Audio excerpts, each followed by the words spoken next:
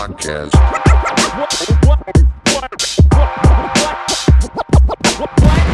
No, buy the shit over here. This is what the podcast. Hey, yo, check it. Episode 5. Episode 5. Damn, episode 5 of the new Whut the podcast. I'm back with Lex Isle. Hello. You know, just doing it on the it's just us today, no interviews, but there will be a hella dope interview on the next one. That's for sure. Yeah, we setting that up. Can't wait for y'all to see that.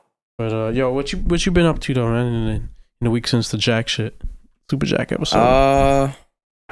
Man, really just working. You just don't talk. Working my little day job. Working on some records. You know what I mean? Recording for this album coming soon. Yeah, rhythms and blues. There may be some vinyl for that. That's all I'm gonna say. I was actually I was referring to my solo album. Oh no, yeah, that too, definitely. Yeah, definitely. We definitely been working on the rhythms and blues. Me and Nev's collaborative EP coming sooner than soon. Yeah, I got only I think 2 joints. I'm gonna knock both those out tomorrow. I've just been busy this week dealing with this nasty shit from school. Yeah, man, but it's coming together nice. You know what I'm saying? That's gonna be ready for y'all to enjoy and True indeed. Enjoy on the turntables. Hopefully. Yes, man. Yeah. We'll love any feedback, you know what I'm saying? But appreciate all the supporters thus far and shit. However many there is. You know what I'm saying? Whoever's listening, appreciate y'all. No doubt. More to come, No doubt. You'll see a lot of quality of life improvements. I'm sounding like I'm reading like a patch log. Quality of life improvements for Cyberpunk 2077. But yeah, just been working on some records. Tweaking a few things here and there. Trying to get nice on the MP. Speaking of which, I don't think I talked about that on here yet. Nah, I don't think so. Nah, maybe in a little, like in passing. Yeah. So, I was using Reaper to do a lot of my beats. I still use it for mixing and stuff like that. And the way I was using Reaper to do beats, I was using Reaper since 2018. Before that, I did everything in Audacity, including production. And anyone who uses Audacity knows that it's extremely limited. There's no MIDI functionality whatsoever. So everything you do revolves around copying and pasting audio.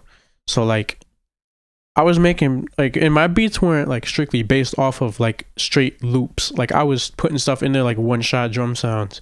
So like copy paste everything. The bass notes, you took a bass note, you like put it on there, you pitched it to the way you wanted, cut off what you didn't want on there so it like started and stopped at the right time, paste another note in there, pitch it to where you want that one, cut that one. It was a real tedious process. Maybe one day I'll do a stream where I do that just for fun. Yeah, sure. But with Reaper, thanks to a lot of the community, Reaper is very extension based, so you can essentially get shit for it that allows it to be tweaked in a manner that can make it more intuitive to use, and that includes like accessibility shit, so stuff that works with my like assistive technology, screen reader and stuff like that. And they also have the repacks, sampler tool scripts, which essentially make the Reaper stock sampler RS5K do more than it should. Because by default, that shit is just like a separate sample pitched across all your keys. But with the shit with Reaper, with the extension, I was able to get sort of drum programs. So I was able to lay samples out. Like that included drums and like regular samples. The only thing I couldn't do was mute groups. But I still made a lot of stuff in Reaper. Most of the stuff, all of the stuff on this album is from Reaper, and I've made it work. Right. Yeah. But the reason why I want to switch to the MPC is because, for one, I've had one before, and I just didn't have someone to help me get the interface down. Now I do. Number one. Number two, I'm really getting tired of like being in front of the computer for everything. So I kind of want to get out of the box. Go back to the roots. Go back to the roots. Fuck it. And, just more hands-on, dedicated, seamless music experience. So I've been getting real acquainted with the MPC. Also have an SP404 Mark II now. I'm trying to use for effects and stuff. So I've just been trying to get acquainted with all the new gear and just get nice slowly but surely. So I'm back to my prior level of quality on the MP. So that's one thing I've been doing, and I'm back getting into there. the groove. You know. Right. You know what I'm saying? Definitely. A lot of technology. There's definitely like little things that you gotta get used to. Like I'm used to being able to get a mixed sound right away. But now it's kind of like a little different. Yeah, it's a little different. Like it kind of puts more emphasis on capturing sound good from the source, not like boosting it or making it better afterwards. But getting a good recording at the source, so you don't have to do as much later. But I think it's a good thing, man. And the MPC does let you sculpt your sounds. The 1000 with JJOS is really good. So like, once you get handy with the effects and the resample, I don't do like crazy complicated like shit in the grand scheme of things, so it's not like a big deal, But I'm definitely trying to get that 2500. Yeah, for sure. But yeah, it's just so beautiful. Switching machines basically. So I'm an MPC dude now. Yeah. Speaking of switching machines, be updating my little setup. Hopefully the next few weeks. You know what I'm saying, just adding little bits and pieces here and there, trying to get a little. Word? Yeah, a little MacBook for me. Oh yeah. No, I remember that. Nah, I was gonna ask you if you bought that, because we did talk about that a little over a week ago. Yeah, it's been, you know what I'm saying, work stuff I gotta handle. True, no doubt. But now you can be mobile with the shit, man. Yeah, for sure, man. And other stuff included with it. That's like, definitely an upgrade from what I got right now. But oh yeah, you know what I'm saying. Hype on that, because I feel like that's definitely gonna increase my my workflow and just my overall productivity in terms of this music shit. Just overall in general, you know what I mean? Definitely. Less constructs. It's already very high to begin with. Yeah, compared to others.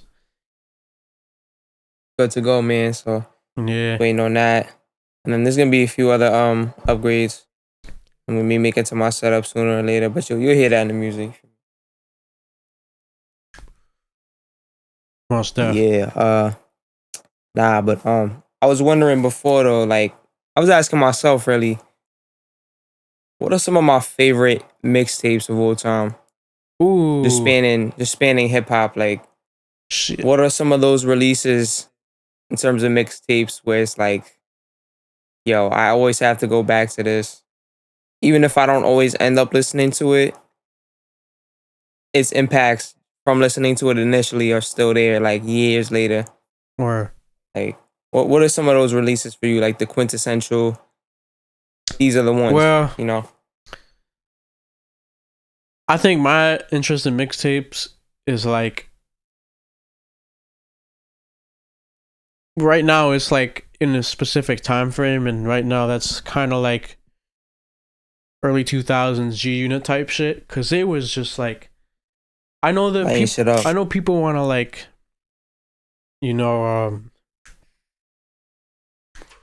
like there were definitely people that was doing mixtapes before them, but like to the level and just pure like frequency and just ferocity, like with how G-Unit just flooded the game with mixtape after mixtape after mixtapes.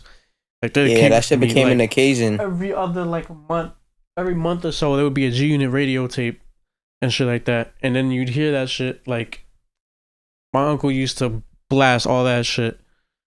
Like that, he was big into G-Unit, big into Dipset too. Yeah, he's a cultured man. Yeah, yes, indeed. Nah, he taught me shit. Right. Nah, I feel like, man, when Get Rich and Die Trying came out, my fault, but like man's had it in his boombox, like a little boombox. Well, not a little. It was a decently sized boombox. Bro had that in his shit for a minute. He had Lloyd Banks' album in boombox for a minute. Yeah, I was gonna say though, like mixtapes of those times that G-Unit was doing, Dipset, I feel like it was like an occasion. You know what I mean? Like it was something special. You know, because your favorite artist, they drop a mixtape. It's like, oh, this is dope. You know? Yeah. 'Cause it's like there's kind of less shit to conform to in a way, as with like an album or something of that sort. You know, where you have to go through a little more shit to put it out. You got to be a little more considerate of what's on it. You know what I mean? Like a mixtape is more free form. You know what I mean? You have that more, what is it? More space to like really create and do what you want to do. You don't have to worry you know about I mean? like what your label may think of it because you're not putting it out on a major label. You don't got to worry about sample clearances. You don't even have to worry about like being overly catering to like the radio or getting a charting record. Even that was true even more so now because like who the fuck cares about that shit? Like really, for the most part. Yeah, bro. Shit off. Mixtapes is going dumb viral. You know what I'm saying? Like that. All really needs to do to get that push is go viral. You know what I'm saying? Like, obviously, I'm not in the industry as much as some of my peers and whatnot, but like, when your shit goes super viral like that, and these labels see there's money behind it, be made like that gives them more. And then you get like a deal like they kind of puts you more in the driver's seat. It's like when Hove came. Obviously, he didn't get big off of mixtapes, but he had to sell himself independently, you know. And then Def Jam came along in '97 or '98, and they put him in like he got banked from that shit, from what I remember. And he then obviously started Rockefeller from that. So it's like he had to sell himself because he was. That's kind of how it is now. Of course. Because. Now you saying no?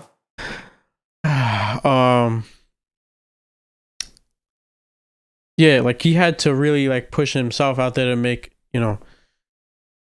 sure people realize like what his worth actually was, and I think that's the majority. Like for him, it was because the reason why the major labels weren't messing with him was because I think it was a combination of like the street activity, and it was also because of I think his connection with I don't quite remember, but like people weren't even able to like he wasn't able to get Mary J. Blige and the Can't Knock the Hustle video. Like that's how much the industry was not fucking with Jay-Z in '96, which is crazy in hindsight. They see him a lot of the times. They see you as like a liability if you come from certain places, which is like kind of nasty to look at it like that. Yeah. I don't know. I feel like certain cases.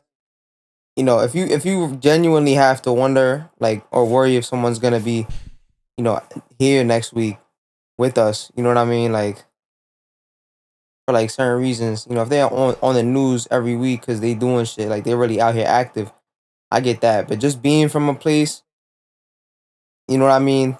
That does not mean you represent everything that happens there. Right. Like that doesn't mean that there's gonna be violence everywhere you go. You know what I mean? Yeah. Nah, but just going back around to the mixtapes. One thing I do miss about mixtapes, and when I say these mixtapes, I mean like the mixtape where it was more not necessarily a collection of freestyles or like an album that's free, which some mixtapes are basically those. And I'm talking more like the old like mixtapes where DJs would like do mixes and stuff, and sometimes they would play exclusives, or sometimes they'd have freestyles. Like Tony Touch did a whole mixtape of people freestyling over others' beats. He also did just regular mixtapes, period, and shit like that, where he would do mixtapes where he would have like people freestyle in between like actual tracks and shit. He would play like unreleased, like that kind of stuff. DJ Clue, it wasn't just Tony. Tony was obviously a big part of it, but it was Tony, Doo-Wop, Clue, Who Kid, Stretch, a lot. Most DJs put out Kid Capri. Later down, Envy. Later, like near the end of the cassette era, DJ Drama came in like 2000, and he got real popular real fast, especially down south. Or not the DJ Envy Desert Storm shit was crazy. Yeah, if you know, you know, like that shit was different. Yeah, they had like, I was a big DJ Clue fan back in the day. I don't remember what station it was, but there was a station in Jersey that I used to catch out here that he would spin on every Friday or Saturday. That's fire. And I would stay up mad. This is like an 08. Stay up mad late, and I wish I had the cassette record at that time because I would have taped that shit. I was still using cassettes in 2008. Right. It's not like I'm mad old. Yeah, facts. Fuck it though. Bro just showed his age right there. I'm mad old, bro. Fuck it. I'm old. Be like that, man. I'm old. Bro, I'm old like brick phones. Fuck it. Oh man. Nah, but what was I saying? Bro, like Wendy Williams. Ew. Nah. I hope I die before I look like that. Oh man. Nah. Old folks would be like, God bless her. Nah, but I used to listen to that shit like there's certain songs I remember hearing for the first time, like Alchemist did a joint for Jadakiss on his what was the album he dropped in 08 called Death Wish. I remember hearing that on the radio. I remember hearing Fried Chicken by Nas and Busta Rhymes on the radio. I heard Busta had I didn't hear it on like more mainstream radio, but I did hear it on that station. It was he had that song out in 08 called Don't Touch Me, Throw the Water on Him. That's a fucking banger. That's like classic Busta right there. That I heard on the radio, and I never heard it on any other station. That was the only station I heard it on. But Clue spun on that station, and unless I'm getting confused, because it was two stations. I don't know. Point is, I heard him on the radio, and he was in a fucking GTA back in the day. I thought DJ Clue so was you heard shit. him on multiple radio stations. He was in the beginning of I used to listen to Fabulous's Street Dreams, which is actually going back to that album. There's a ton of bangers on that joint. Right. And he was on the intro and shit. So like for a while, DJ Clue was like my favorite DJ. Yeah, and it wouldn't be till like years later that I would be able to get on the internet and like look at all of the shit that's come out, like all the mixtape stuff. You know, because I wasn't on the internet like that back then.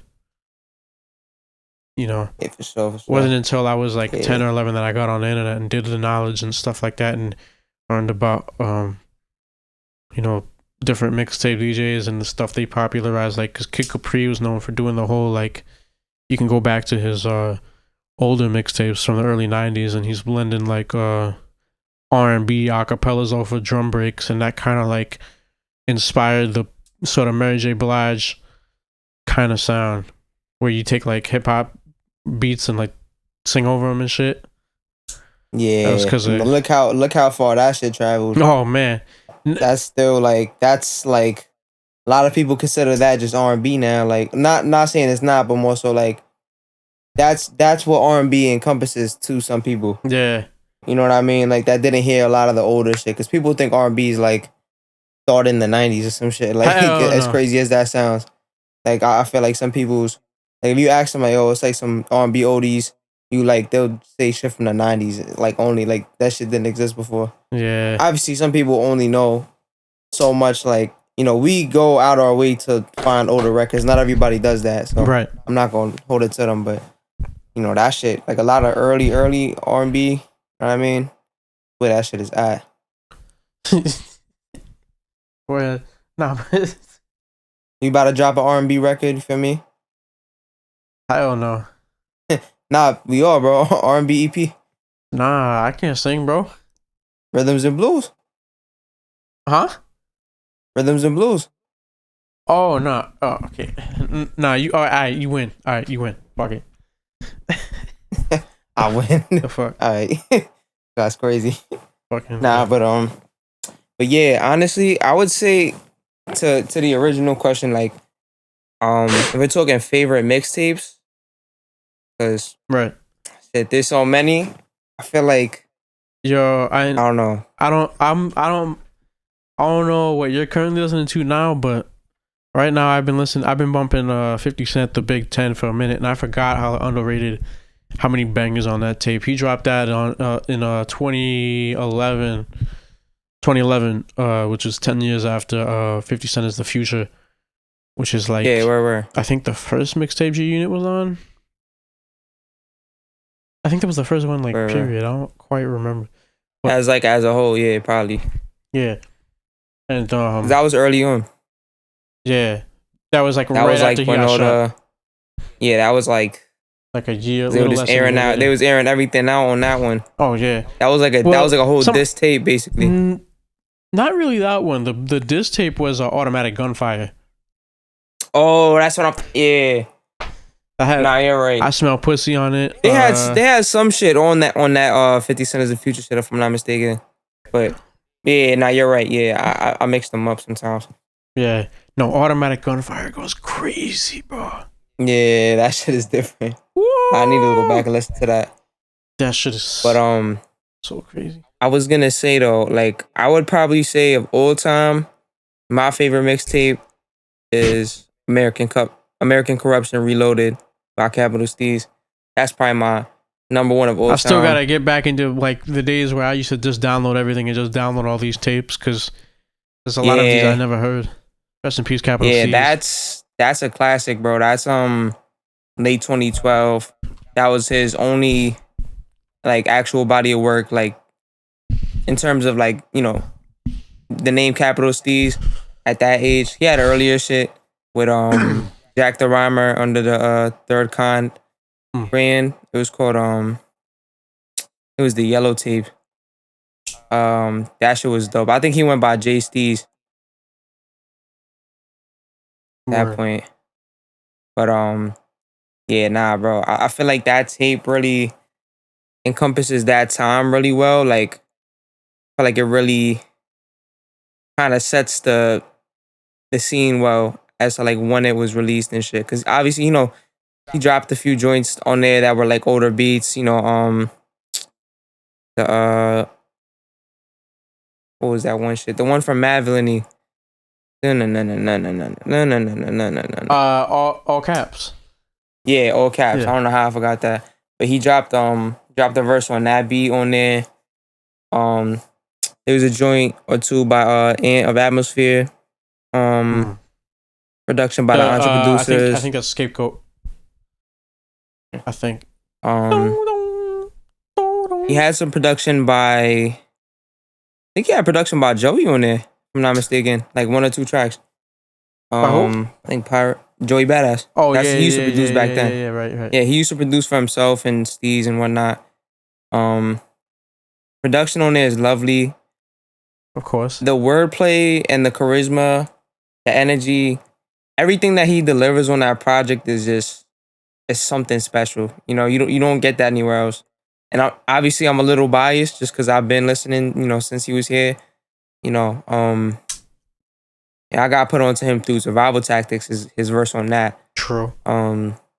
Just something special, man. I feel like he's still one of hip hop's biggest what ifs.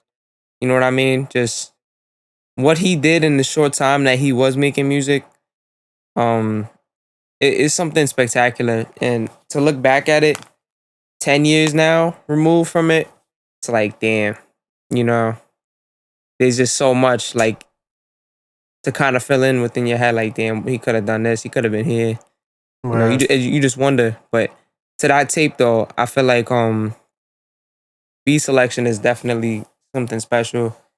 Hell yeah. Had a few features on there. I know he had Dirty Sanchez, had Joey on there. Jack the Rhymer from the older group he was in.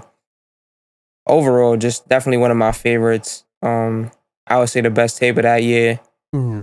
If not that, probably 1999. That's like a close second. Where? That right there, that's like a universally acclaimed mixtape.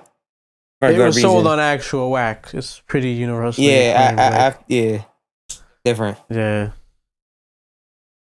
A lot of mixtapes is not doing that. Even though see where the wax that they sell the wax that they sell doesn't have some of the original songs on there. Some of them are I think they changed waves. I forgot what the issues was. I thought it was at least 2 of them. Was it 2 or just 1? As far as I know, they changed the beat for Waves a little bit. That was like one of the the more popular songs off that. it wasn't nothing crazy. It was still listenable. Like I like the original more. If they did change it, I felt like I don't know. I might be misremembering that, but yeah, that one is dope. 1999 is special though. I feel like Summer Nights, the project that followed that, was definitely still my favorite project from him. But 1999 was really like the start of a lot of things for me. Because I don't know, hearing like that older style, but someone that's, you know, sounds closer to me in age, you know, they saying shit I could probably relate to a little more, you know, because this is set in a modern time. Like I was listening to that shit in real time as he was dropping it. I was in like elementary school still at that point, just going into middle school. But you know, hearing a younger person talk about shit they're going through, you could really relate to it over to some dope beats and shit, Madlib, doing beats, full tape and shit. Like that shit just hits different. That shit sparked my interest in this music shit on a different level, you know? Right. Because it was, cause I really, that's what I always feel like I try to do. Like I don't ever want to break, like, you know, even it's so common that people that come in from to the culture from the outside, and you know, who especially come from like a real, like, they kind of put a lot of emphasis on the whole like real hip hop versus fake hip hop, bro. Like especially on the like on the boom bap and simple bass side of shit, and that pisses me off because it's like, one, it gets you nowhere. Two, it makes people want to avoid your music. Yeah, because it's such a title on it. It's like, I feel like especially a lot of people.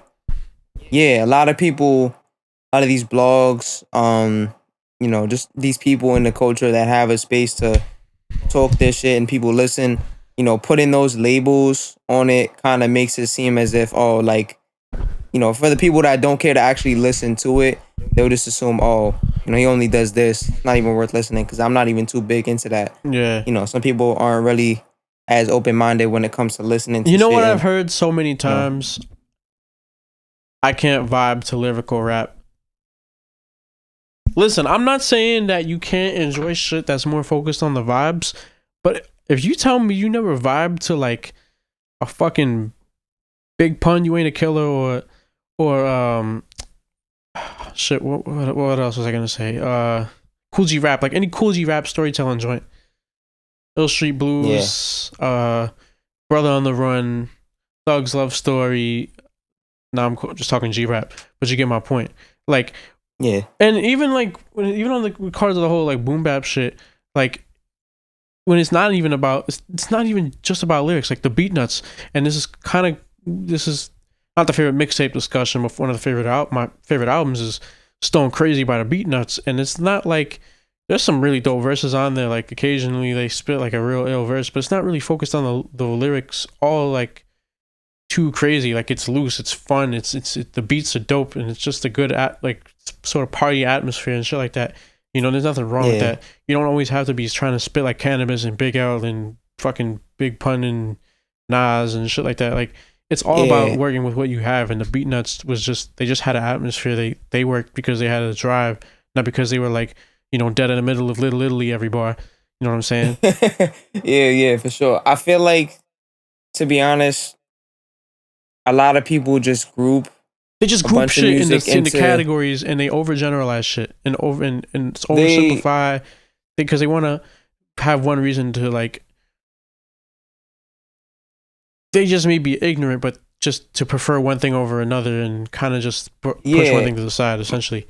What I was trying to say was like, a lot of people just group artists that actually just want to say some shit, that are trying to say some shit, as opposed to just saying words to the beat.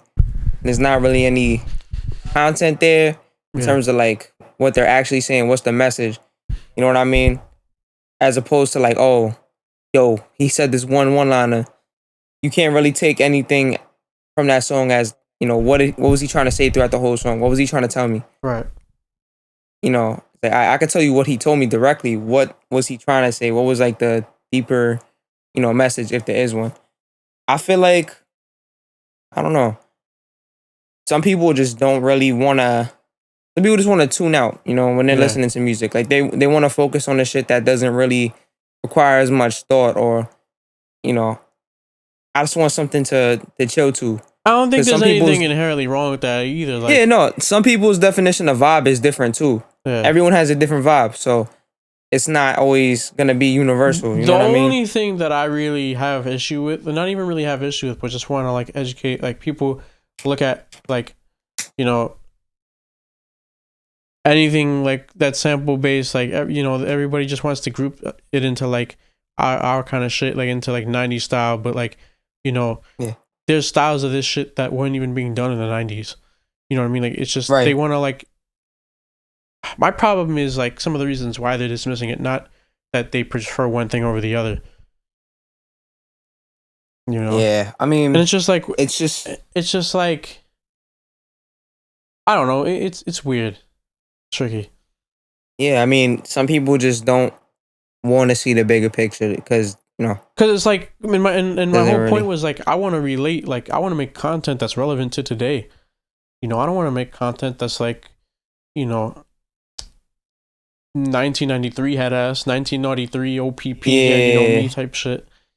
I feel like I definitely do like to, you know, have those people that were here before me, you know, relate to my shit. But I feel like it's just, you know, when you're speaking real shit. Yeah. When you're speaking real shit on life, you know, people are just gonna relate if they relate. Right. You know, that it doesn't. Relate if they relate. I'm not gonna. The age doesn't matter as much, but like, you definitely want to make shit that's relevant to today, and it's like a relevant, kind of like a time capsule in a way. You know what I mean? Like to like taking from the essence of what hip hop is, making it relevant to today and about shit that we currently are going through. But also not like dating it if you don't want to. You know what I mean? Like, some people definitely go for that dated sound, and dated isn't always necessarily bad. You know, it's just more telling of the time it was made. Certain shit is way easier to tell when it was made than others. Yeah. Some people are just really ahead of the curve or set the tone, you know, so, you know, it depends. It depends what you want to go for, but I feel like it's tough to find that balance too, you know. I feel like you just get to what you're into, get to making that. Some people really absorb the shit they're listening to and kind of become that, embody that. And it kind of just sounds like, all right, they might have lived here for a few months or whatever the case may be. You know, I don't know. Yeah, but definitely. Damn. There's a few other tapes that I really love. Faces by Mac Miller is definitely one of my favorites. That was 20, when was that? 20, maybe 2013, 2014, around there. Oh shit, where? Yeah, that was my vibe in middle school. It was special, man, cause I don't know, I feel like he was definitely at a point where he was very famous, but also he had more to do. He ended up doing more, you know? Yeah. So it was kind of like, I don't want to say somewhere in the middle, because he was definitely closer to being a superstar then than he was before. It's crazy. I would say he was a superstar at that point. That shit was so unexpected too, bro. And that came when when the news came out about him. Yeah. Oh yeah, no, that's just tragic, bro. Thankfully, who they believe to be the assailant or whatever, was charged and shit. But I feel like that's never gonna be enough, you know. I mean, I can't speak for them. I can only speak for me, but I don't know. It's just like, obviously having that person here still and having all that avoided. You know, but that's a deeper conversation. I feel like that, you know, that goes into all of, you know, why people start doing certain things in life, you know, get involved with certain, you know, I would say like extracurricular things, you know what I mean? Yeah. To kind of ease certain pains, however it may be. You know, I don't know everything. It's not my place to, but, you know, RP Mac Miller, man, you know, definitely influence. Oh yeah, definitely a great example for artists in general as to you know. I remember when he first came out, and like that was before, like that was near the start when I really started to transition into like who I was now, like into hip hop, and like as someone basically kind of molded by hip hop essentially. And even I kind of wasn't really the biggest fan of like, because when he first came out, it was different. It was different because, and I saw he actually had an interview about this, where he was doing a lot of more like sort of Wiz Khalifa type stuff. It was like frat sort of rap and shit like that. And then he realized that he noticed how, because of the shit he was talking about, he had extra privilege that he saw like other like black rappers and black artists were not having at his school. So he didn't want to pander to that fraternity crowd anymore. He didn't want to give that power. Yeah. And he was, he showed that he was a lot more like deeper, like conceptually than just that. Like he wasn't a one trick pony, like, Kool-Aid frozen pizza weed joint, and like, he was really down for that. Like he was really for the culture, bro. Like he was, there's plenty of interviews where he talks about like certain artists and like, a few of those I'd be like, damn, how the hell do you know about that? Bro, like, he's tapped in. I would say one of the craziest things I've seen in terms of Mac Miller, it was a freestyle. And I'm pretty sure you know which one I'm talking about. It was Mac Prodigy Miller and Alchemist. Prodigy and Alchemist. Oh man. That like people you know how many people would love to do some shit like that? Like, you know what I mean? Like that's like a lot of people's dreams. To have Alchemist on the radio station rapping alongside you and Prodigy of Mobb Deep, like that's a crazy that moment. Sounds like a dream scenario. Yeah. You know what I mean? Like that shit is insane. I feel like that was definitely a dope moment for hip hop. I remember when that came out too.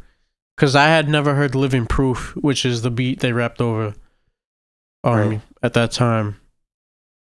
And I was a Prodigy fan by then. Like, I was a Mobb Deep fan. Rest in power. Rest in fucking power, man. Banana Clip P. Fucking... Man. But, that shit was crazy. And Al is just so dope with the pen, bro. He really should rap more. Bro. I be saying, bro. Him, Madlib. I think him and Hit Boy are supposed to drop an album. Oh, yeah. I've been hearing about that. Yeah, man. That sounds tough as fuck. I heard that last joint Al dropped when he was rapping. That shit was sick. Yeah. Nah, he's dope, bro. Hit Boy is also... Hold You Down? My fault. Now I was gonna say "Hold You Down" by Alchemist, bro. Oh, Nina man. Sky, Prodigy. Woo, Illa-G. Yeah, shout out Illa-G. I love that fucking verse, bro. Oh, my brothers at war for. Keep that 444. Fucking crazy. Nah, yeah, that shit was special, man. No, the video where they make that shit. Oh man, did you ever see that video, bro? Man. Where they're making that shit? Yeah, I think I have. Yeah, because that was in I'm not mistaken. That was in that one kind of like DVD chemistry type DVD, that, I think, something like that. I love that video. I've been meaning to start collecting those early 2000s like hip hop DVDs for a minute. I want to start. Oh buying man, some I had some Smack DVDs shit on my eBay recently. I was looking at that. Few of those. Gotta get some of those, send you those shits too. But dude, if you ever like, that shit. I want to rip like a bunch of those and start collecting those because that there's a lot of priceless shit on like a lot history, of these. Like, bro. That's history. That's like that kind of filled what the blog pages are now in a way. That was before, you know what I mean? Like it was obviously more like finite. So it was because it was before YouTube and all that shit. Everyone was still kind of on dial up, Yeah. So that shit found its way to YouTube. Yeah. That's how I know about that. Yo, fucking, I was watching Party Artie P80 from DITC. Rest in peace. It was Party Artie versus Murder Mook. He said, "But I ain't puff, I don't dance the jingles. I pop your top like a can of Pringles. You don't really want the guard to lose it." Nah, that shit is. I gotta send that to you. He's about to start wilding. He was about to start wilding right there. Yo, no, me and you were watching that shit. Yo. Nah, you know what? That'd be a good ass segment. I'm not gonna hold you, bro. Word. Reacting to like battles, like some battles and shit. That shit would be pretty cool. That'd be fire. Future idea. Stay tuned. You might see that. Shit. We gotta do that. But yeah. I don't know, like that. Those DVDs and shit. Like Smack DVD. We mobbing. All that type of shit. Those I don't know. I feel like that definitely defined the era in hip hop history. Just hip hop culture, you know what I mean? Like, yeah, definitely. I don't know. That shit was dope because they be in the studio. Like I think there was one. It was like Cam, all of them. It was in like some hotel. Just had mad like groupies around and shit in the studio, just wearing early 2000s apparel and shit, like Rockaware, big ass Oh yeah, clothes. It's different. You don't get that no more, obviously, because times change. But I baggy don't know. That era jeans. I was miss something those days. special. Goddamn. Yeah, Max B versus Prodigy, that was on there. Max B was seeing some kind of out of pocket shit, but that's Yeah. Do you know what that shit Do you know what happens that stemmed sometimes. from? Um, yeah, I heard some things. Yeah, Yeah, basically, Prodigy had a video. It's honestly hilarious. We got to watch that together too. yeah, He had a video before he went to jail, basically just talking mad shit and dissing dudes. It's honestly hilarious. yeah. So yeah, nah, Nah, that's what that was from. yeah. There was the West Side Connection, Cypress Hill one. That shit was Uh, crazy. wait, DVD? Uh, yeah, there was a DVD. I think it was that might have been Talking about Beef 2? yeah, that might have been Beef. Beef Yeah, 2? post. Oh man, that those I need those movies. I mean, everything 3 was like the last good one. For everything after 3 it's just not as good. Yeah, I don't really remember Beef like that. Beef Post. 1, 2, 3. Those are some good ass. I watched those a shitload back in the day. The Smack DVDs is what was hitting for me. And We Mobbing. Those are tough too. But the Prodigy vs Saigon. Oh my god. Nah, Bro. yo, Saigon turned into Mario, bro. He hopped on somebody's back and got the fuck out the club, bro. On some shit. Like I don't know. Like I be thinking about it sometimes. I'm like, yo, what do you have to do in your life to get to a point where you you in the spot? Real shit, bro. Like my fault. I'm just saying, like, what do you have to do in life to get to end up in the spot with someone else that you know what I mean? Shit might pop off. And you end up turning to Super Mario, turn your homie into Yoshi, and you hop out the club on his back, bro. Yeah, like he's turned into Super Mario World, bro. You gotta duck out the way on the door, so you drop your hat. Like it's bad. It's all of that is nasty. Everything about that is nasty as hell. No, bro. So I guess, and I'm gonna I want to do some research because I want to get all this footage together. So there was a Smack DVD where Saigon dissed Prodigy or dissed Mobb Deep. I forgot what made him do this. I thought I read it somewhere, but Prodigy said it seemed like it came like out of the blue. He dissed Mobb Deep. He said, "Yo, I'm tired of these old washed up rappers or whatever." And he like, at the time, America's Nightmare just came out, and he lit the CD on fire and stomped on it. And then I guess they caught him in a club, and long story short,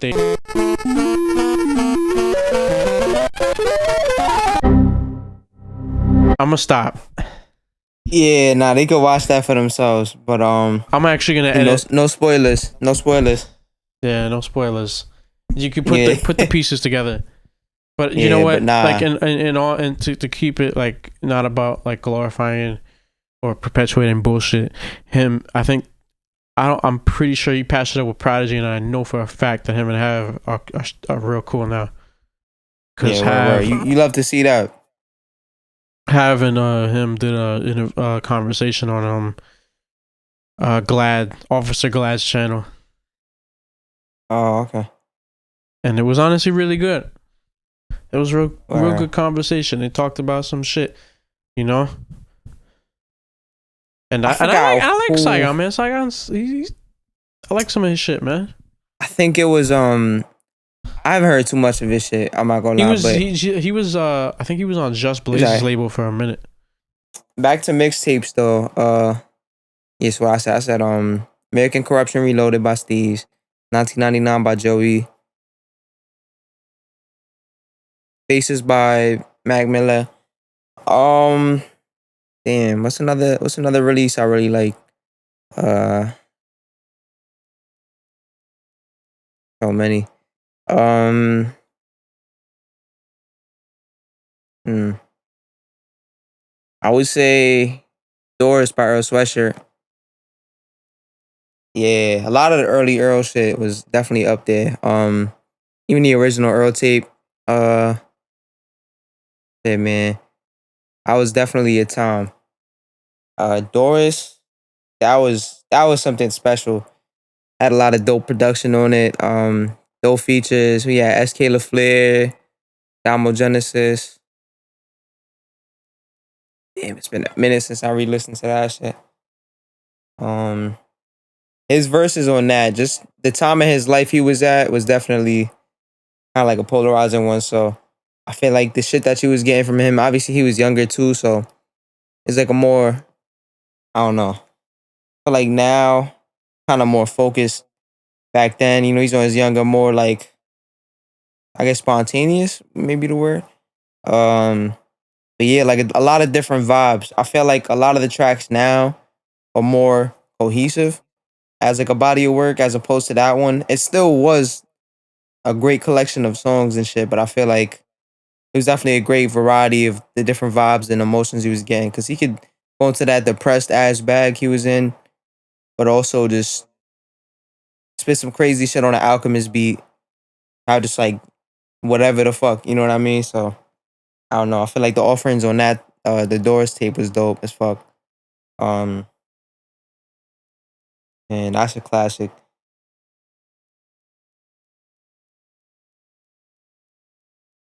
Or was it a Damn. single? Something like that. Yeah, I'm not even sure. Shout out to them though, man. Yeah. What's Nah. another tape for you? Robin? I was asking what's another tape you would say was like one of your favorites? Shit. And what's one of those mixtapes like? Man, I remember like I used to, on my Dat Piff days, bro. um, I remember I found this one ill ass tape that some dude put together, and it was like a bunch of ill ass like freestyles mixed with like random ass modern joints. Like it was a bunch of just, it was weird, and there was some joints that like put me on like certain groups. So like OGC had a song on there called Gun Clap, and that was the first time I heard OGC, and that was like that song. When I heard that shit, it sounded like real different, because Beat Miners was on some other shit with the production of that album, the Storm album, where Right. that song is from. Let me think, what else? Shit, if I had that in front of me, but there was like some shit on there by like, it was a dope ass tape. It might be still on there. It was like, I forgot what it was called. Oh, there was this one dude. I think his name was Black the Ripper. He was from Britain, I think, something like that. He had a freestyle over the ice cream beat. That shit went so crazy. I think he passed away. Rest in peace. Rest in peace. But he killed that shit. Right. Like, I'm like, yo, I ain't never heard this before. Like, a lot of it was just certain shit. There's also this one shit that it's more kind of like a compilation album, but I guess it would be considered like a mixtape like that. There's this one tape by a DJ named Greedy Fingers, and it was basically, let me actually pull it up on my funny ass name. It was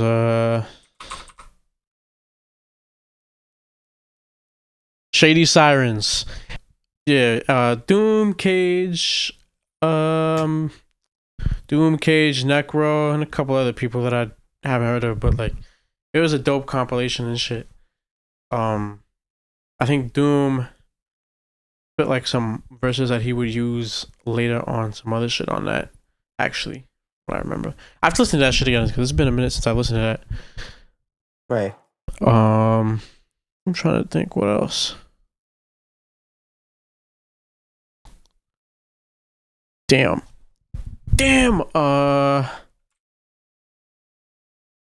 Shit, man. I don't know. You got any other ones? I was actually trying to think. There was like a few one-off tapes that I heard on like that Piff and Spinrilla and shit. RP Spinrilla, they just clipped that shit. Um, it was a project, and I couldn't tell you the name for the life of me. I'd have to find it, but it was about this dude named Primo Race. Mm. He had this one song on there that I always went back to. I forgot what it was called. It was like Players Anthem or some shit. But Right. that shit was so fire. I can't really remember the tape too vividly. It was just that one song was so good. Right. But Primo Race, whatever tape was like around like 2014, some shit like that, 2013, 2014. Damn, there's a few others, man. Mixtapes. I say Love Is Rage by Lil Uzi Vert. That was probably like the end of middle school for me. That shit was cool. Sonically, that was probably one of his best projects. Definitely prefer that older style from his shit. Right. I don't know. I feel like he wasn't as famous back then, so I don't know. You sounded more hungry for me. That shit was cool. Hell yeah. Now I was gonna say I think another joint would definitely be Sean Price. It was before Monkey Bars came out. PF hosted by PF Cuttin called Donkey Sean Jr. okay. That shit Sean P. That shit just had I think just past the 19th anniversary of that shit. Duck Down made a post on all their accounts and shit commemorating the 19th year anniversary of that project, and it's just a lot of ill freestyles. He raps over the "You Don't Know My Name" beat, bro. Alicia Keys. Yeah, Bro, I love that shit, bro. he fucking did. He freestyled over like Ghostface, Nutmeg, Wu-Tang's Triumph. Classic. It was I think it was on vinyl. I need to get that record, but it was on the mixtapes called "Don't Say Shit to Ruck," produced by Aguilar. That shit goes so crazy. You gotta hear that shit. I don't know if you've heard that. That's like early. He was hype on that joint. That was like 03. And that shit is fire. You will never see me sober. The Empire Strikes Back. Huh? The Empire Strikes Back. Rock Marcy. I still gotta peep that. Yeah, he had a little older, but he had some crazy ass songs in here. He had a lot of production, a lot of self-produced joints. He had a Lord Finesse joint on there. He had a few joints with Action Bronson on there, Knowledge the Pirate. He had production by Madlib on The Sacrifice. That shit was tough. Word. I feel like that's one of the ones I don't remember as vividly as opposed to like Bitter Dose or Behold the Dark Horse. Those are albums obviously, but I don't know. That one is definitely dope though. Speaking of mixtapes though, I'm kind of wondering, like, it's kind of interesting how like West's hit list series went from like they were mixtapes. Like the first one was hosted by K-Slay. Rest in peace. Right. Rest in power. Rest in peace. Motherfucking rest in peace. Goddamn. The fucking Rona got him. And like they turned into just regular albums and shit. Yeah, nah, I love that series. I'm not gonna lie. I need to kind of do more listening to the earlier shit, but which one was it? Yeah, what were we on? 9, 10? 10 was the last one. Let me see. Glenlib was. Oh wait, no, that wasn't on the Hitler series. That was on. I think it was on. That was Fly God 2. Hitler 8 was tough. Side A and B. Yeah, I think Side A had more like of my like type of shit. Like Side B was like a whole vibe. Like consistently. Side A had hold on. Margiela Split Toes. Oh, you're right. Fucking, that was the shit you played me when that came out. Yeah, that one. Bash Money with Lil Wayne, bro. Yeah, bro. He had Wayne talking that shit, bro. That beat goes crazy. I got that on wax. I know he did the shit he did on the Rhapsody freestyle. I know they had to have done that same thing in that studio that day. What? What else? What is it? Have?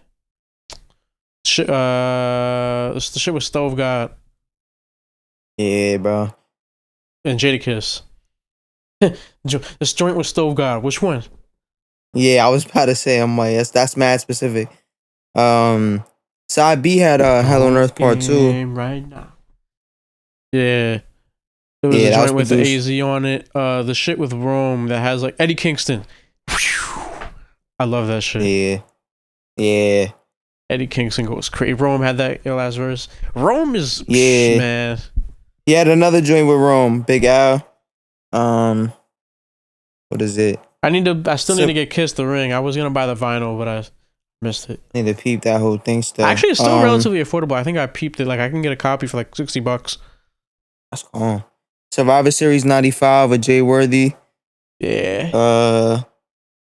Yeah, Tyler on that shit too. Yeah, I forgot. Yeah, he had the one with 2 Chainz, Armani Caesar. Yeah, Heem. Heem is dope, bro. Heem is slept on. Word. Heem of BSF. Yes. Bro. Yeah. Fell in love with the Rick streets. Hyde, Ricky Waters. Yeah, man. Lobo Luciano. Oh my God. I think Jay he Skis. personally, in my opinion, I think Love Boat is probably the best out of BSF. I would say.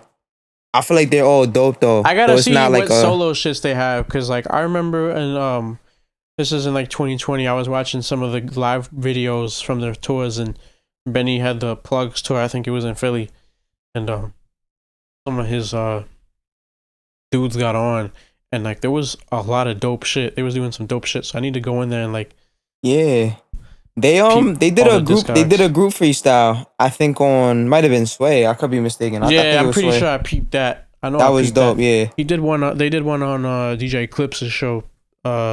Rappers Out of Control. DJ Eclipse is longtime radio DJ, legend in hip hop. You know, yeah, nah, it's cool. I remember when like Love with the Streets dropped. That was on the Gangsta. What? I guess it was a Gangsta. Respect the Sopranos. Yeah, and I got that on wax too. But that was like rest in peace, DJ Shay. He did the production on that joint. Yeah, he did. Nigga did Grams in the Water as well. Yeah, he was ill on the beats, bro. That was sudden too, because I was at that point, I was a fan of them for like 6 months, and I was like so familiar with everybody and the roles everybody played and all the music and shit, and all of a sudden that shit happened. It was like, man. Yeah, I'm pretty sure we started listening to them around the same time. Yeah, when did you start listening? What were you doing at that time?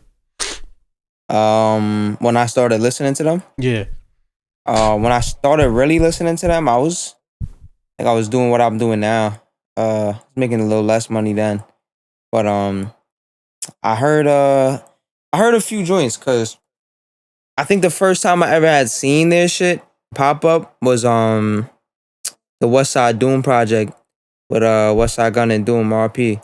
Big rest in power. It popped up in my recommended, cause I was listening to a lot of Doom shit. I think I checked it out. I just skipped the Doom's verse. I'm not gonna lie. I wanted to hear new Doom and shit. But I don't know. I didn't end up hearing anything until What Was She Gonna Do drop.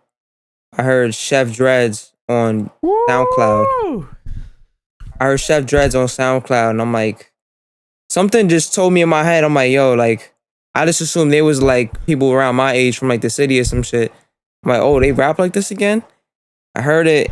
I did a little more research and I found out they're like these older dudes from Buffalo. I'm like, what the fuck? Like, this shit is dope. So I started listening to more shit. I started listening to What Was She Gonna Do? That shit was dope. I was like fucking with Conway heavy first initially, but then I listened to Tana Talk 3 for the first time. Man. And that project single-handedly made me such a fucking tone, bro, when that shit comes on. Yeah. That project though, that single-handedly made me want to like really start what it was called. Taking writing serious again though. Yeah, because like, man, that intro and then he goes into I think Good Night was right after that. Yeah. Good Night. That shit was sick. Fucking Fast Eddie. Bro, Joe Pesci 38. That's still one of my favorite songs from him. Weight. Rubber Bands of Weight. That was the first song I had heard from that project though, and then I'm like, all right, I gotta listen to this whole thing. Sosa. Yeah, bro. Man, the vibes on that project was dope. I don't know. And he was just he's still hungry, bro, because he was making progress in his career. He was somewhere already, but you could still hear that hunger. Not saying you can't now, but it's like even more so then, you know? Yeah. Like he knew what he had to do, what he had in his mind that he had set. He seen what, you know, West and Conway was doing already. And they were like really, from what I understand, the first people to make it out of there off the rap shit. You know, like they had Rick James before that. That's about it, as far as I know. But in terms of music, but you know, they really did that shit, and that kind of set the tone for him. Like, all right, you know, I gotta step it up and shit. And 10 to 12 3 is like, I would say like a widely acclaimed project, especially from, you know, what they've offered in these last few years. So definitely, I feel like that's definitely like a milestone in hip hop history. Just that project releasing. Fucking 97 Hove. 97 Hove. Both parts of that. Yeah, bro. The that Pimp shit is C silly, bro. interlude in between those two, you know, between those two joints. Yeah, I'm tired. Tired of these rappers talking like I need to sample gangsters. that somewhere again because that shit is still relevant. Yeah, hell yeah, bro. I'm saying it's timeless words. But yeah, that project was amazing. And then I just, you know, I started listening to more of this stuff. I started listening to West more, and I feel like I like that they all have a unique role in their, I guess, like ecosystem, if that makes sense. Like just their universe, their pocket in music, because that really is a pocket. Whenever they have a feature on their shit, it's like that feature artist is stepping into their world, you know. So just with some of the tropes they have in their music, production quality, I feel like what they've made for themselves so far is dope, and I'm definitely interested to see what they keep doing. And they keep bringing in new talent, to the game. You know, the BSF camp, drum work. You know what I'm saying? I feel like, I don't know, it's definitely dope. This is like something special for our generation, and even, you know, the generations before us, you know, because they can still heavily relate to that shit as well. So I feel like maybe even more so than us, but I don't know. Just to hear somebody rap like West does, and he's not like the most crazy with like schemes and shit, but he's definitely like a well-rounded. Yeah, definitely. Not to even sleep on him, but he's like a more well-rounded artist as opposed to Conway, who's very like scheme heavy. You know, he's very good at telling you a story and shit. I feel like West, just hearing somebody rap how West does and rap about brands I'm wearing or that I fuck with, you know what I'm saying? Like, you're not really gonna hear Ghost rap about Mason Margiela and shit. You know what I mean? That's some shit you would hear ASAP Rocky rap about. You know what I mean? It's different. I think that what helps make West like the most, I would say West is the most popular one out of the group because of without a lot of that shit, because like he, you know, fashion, you know, a lot of young people in the fashion world has always been that way. It's always going to be that way. So like when, you know, they can relate to the music, and it also kind of makes, you know, it gives his music like a higher level of sophistication because he's automatically tapped in with like a sophisticated type of people. You know what I mean? The amount of people that I've seen that own these fashion labels that I really fuck with, you know, like often wear, you know, even like the wrestling shit, you know what I'm saying? He's tapped in with like wrestling legends and shit. Yeah. You know, he's at all these events. I think like the AEW shit or whatever. He's like there ringside. Like Eddie Kingston, like Eddie Kingston liked Eddie Kingston. Like he like he's the rest. A lot of the dudes seem to really fuck with that shit. Yeah, the Butcher and the Blade. Yeah. All that shit. Like I think he was with who was it? I don't want to say the wrong name. The wrestling legend. I forgot who it was. Was he with Ric Flair? I don't remember. I could be mistaken, but bro, I don't know. I just feel like he's dope because he really, like, he oftentimes he go on Twitter like tell everyone he's a curator and shit. I don't really, you know, I don't fuck with him for the Twitter shit as with most artists. And I fuck with him for the content he's bringing and shit. But he does have a good point in that he is a curator. You know what I mean? I feel like he does that well. Yeah. You know, even if he's not rapping on shit, you know, like the Pray for Haiti album, like I know he did some work on that. And shit. yeah, like just a lot of that. Like I'm pretty sure he might have made those connections between producer and artist. I know a lot of that was Conductor, if not all of it. Conductor was actually talking about what you just said about West and like how he puts a project together, sequencing. He was talking about that, and he was, talking about how West is like to work with and stuff like that, and like how West like handles projects and shit. But yeah, Conductor also, for those who don't know yet, Conductor Williams, Conductor, we have a problem, has a YouTube channel, and his videos are real dope because he dives into like his process for different songs. He dives into like the philosophy, spirituality sort of like being a beat maker and shit. Like the psychological aspect, like it's really dope. And he's a real chill, cool dude. And I want to see more content from him because it's dope to see people that are like people we respect outside of the YouTube, like typical YouTube landscape, come in there like and make good content. Yeah, and it's insightful too. It's not like they're pandering, like they're being themselves and they have an audience because of their music watching their content. You know what I mean? Yeah, that's different. Like, I feel like that's another thing that's like, it's obviously a more pertaining to now, like modern times. Like, there wasn't no producers that blew up off, YouTube. You know what I'm saying? Back in the day, back in the days, like 10 plus years ago and shit. For the most part, like that wasn't as much of a thing as it is now, where you make one song and someone who's super popping already was on the rise makes a song on your beat, and then you're up. However much up is to you, that's for you to say. But it's like that's an interesting convo on its own. I definitely fuck with Conductor a lot. His work on Pray for Haiti was amazing. Yeah, that's still. I still gotta listen to more of Mock shit, but that's definitely up there for me. I remember when I first got Pray for Paris, and I was there when that album, like I remember when that shit came out, and that was like something I was eagerly anticipating. And the shit he had on what was that shit? Euro Step? Yeah, I think so. Yeah, that fucking that shit was tough. I know Madlib as the beat conductor, so when I heard a song kind of start off with conductor, and then you get like this sort of SP sounding like time shifted beat, like pitch shifted artifacts kind of beat, I instantly jumped to Madlib. I did not know who Conductor Williams was for like 3 months. Right. Yeah, no, I thought like, yo, the this same exact Madlib thing. Westside Gun Joint is crazy. He goes into these schemes and shit. Yo. Yeah, nah. That shit was Sound crazy. like a dickhead, I thought bro. the same. I thought the same exact thing though. I know a few people, few of my peers as well thought the same thing. Which is crazy. Got catfished on some shit. Oh my god. But that's crazy catfish. Nah, yeah, his work is dope though, man. I definitely respect him a lot in his work. I definitely want to see more from him. Yeah.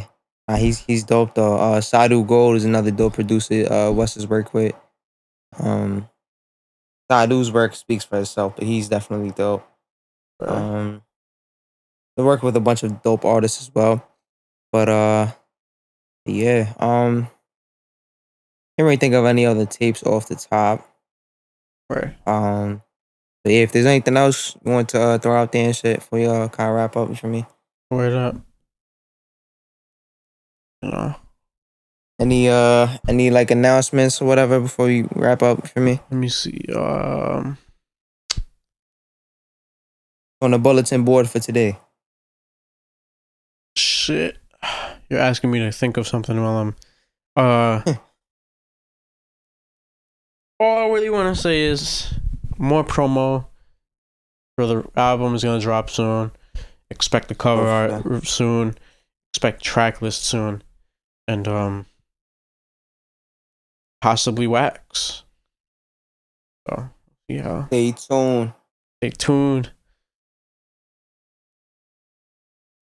Yeah, and you're gonna learn real soon.